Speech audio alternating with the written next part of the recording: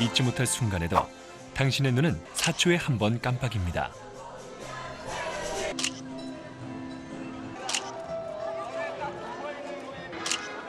즐거운가요? 당신의 일족의 뇌세포가 이 순간을 기록하고 있습니다. 만약 지금 당신이 따분하고 지루하다면 이들과 함께 해보세요.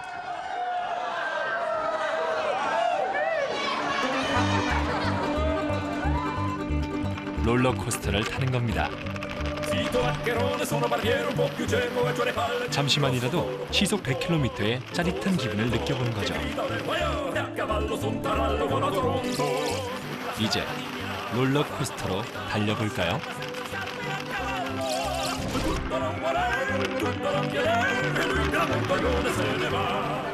당신은 지금 롤러코스터를 타며 세상을 바라보는 겁니다.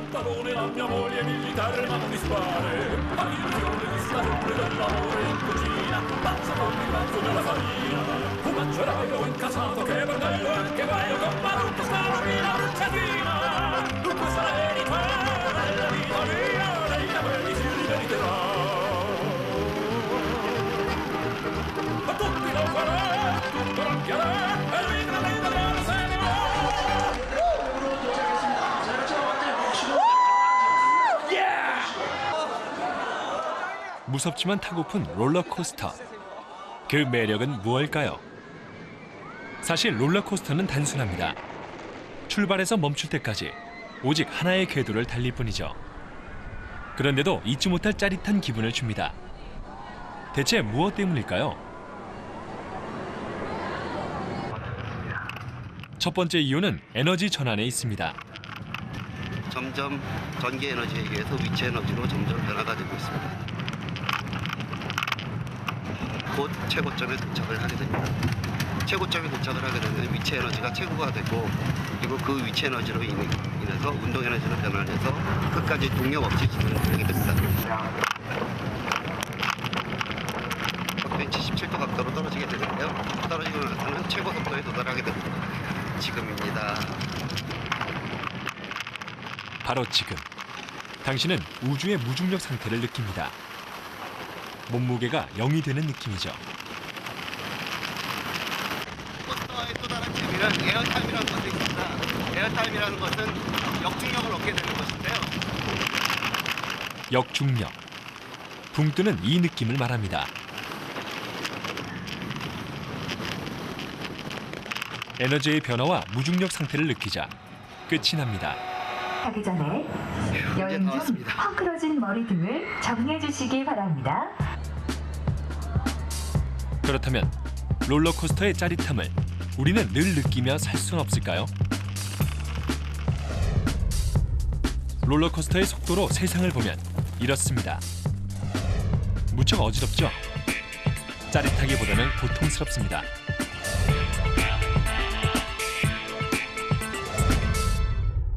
다시 평상시로 돌아가 볼까요?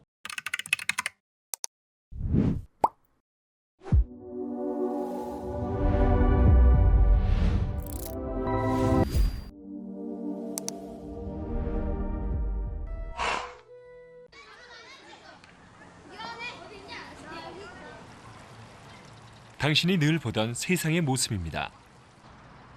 편안하고 아름다운 자연의 모습이죠. 롤러코스터의 속도는 볼 수 없는 세상입니다. 왜 빠르게 달리면 이렇게 볼 수 없는 걸까요?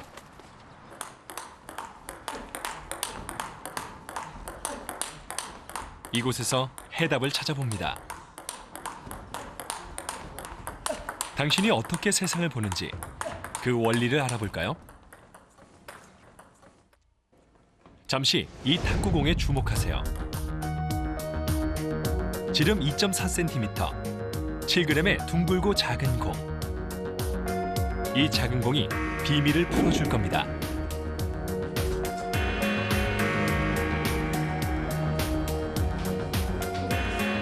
당신의 눈은 탁구공과 비슷한 크기입니다. 눈은 비교적 구조도 단순합니다.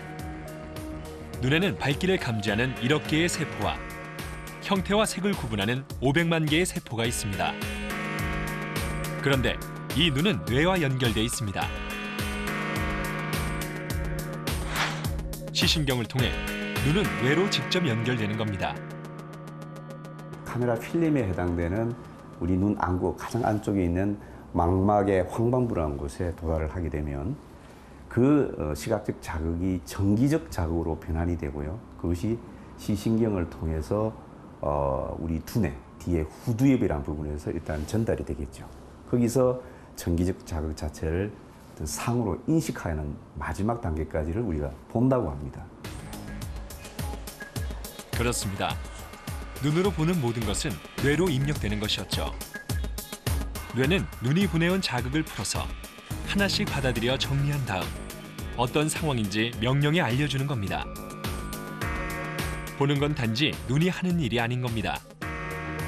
그래서 눈을 밖으로 튀어나온 뇌라고 말하기도 하죠. 본다는 건 단지 눈이 보는 것이 아니라 마음으로 하는, 즉 뇌가 움직인 결과였습니다. 당신은 얼마나 멀리 볼 수 있을까요? 먼저 인간의 뛰어난 능력을 확인해 보겠습니다. 70m 거리에서 지름 1m 22cm의 관역을 맞춰봅니다. 시력과 집중력이 모두 필요합니다.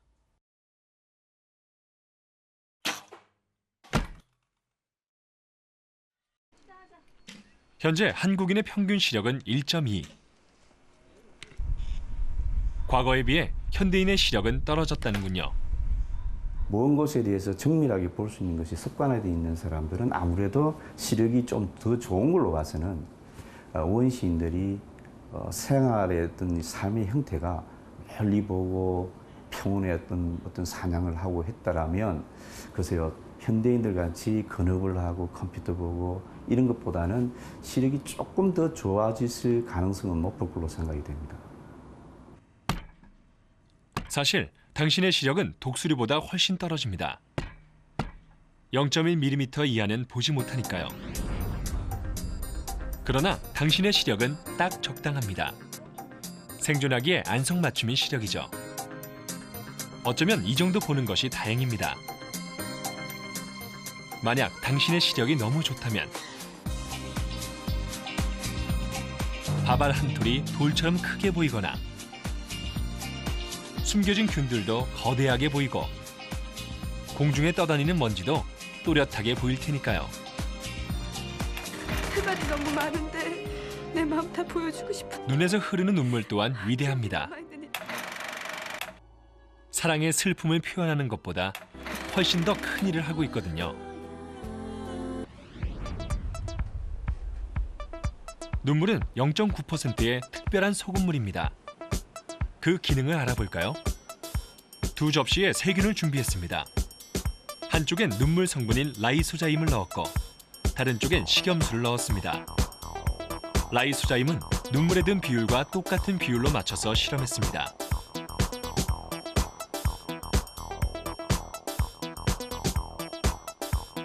그리고 세균이 자라도록 배양기에 보관했습니다. 눈물은 이제 어떤 작용을 할까요? 일주일을 기다렸습니다. 과연 세균은 식염수와 눈물에 어떻게 반응했을까요? 결과는 흥미로웠습니다. 눈물을 넣은 쪽의 세균이 확실히 적었습니다. 눈물이 세균을 없앤 항균 작용을 한 겁니다.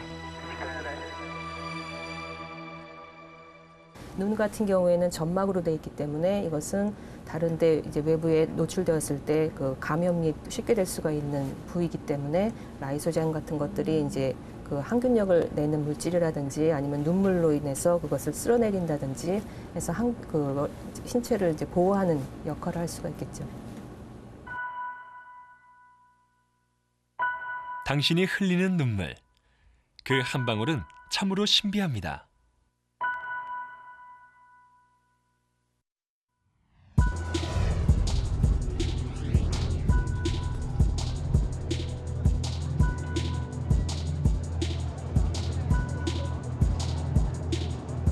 눈은 당신이 좋아하는 걸 찾아주고 또 위험을 알립니다. 당신은 많은 부분을 시력에 의존해 살고 있죠. 알고 보면 단순히 눈으로만 보는 게 아니었습니다. 본다는 건 눈과 뇌가 함께하는 공동 작업이니까요. 그러니 눈이 마음의 창이란 말은 굉장히 과학적인 표현입니다.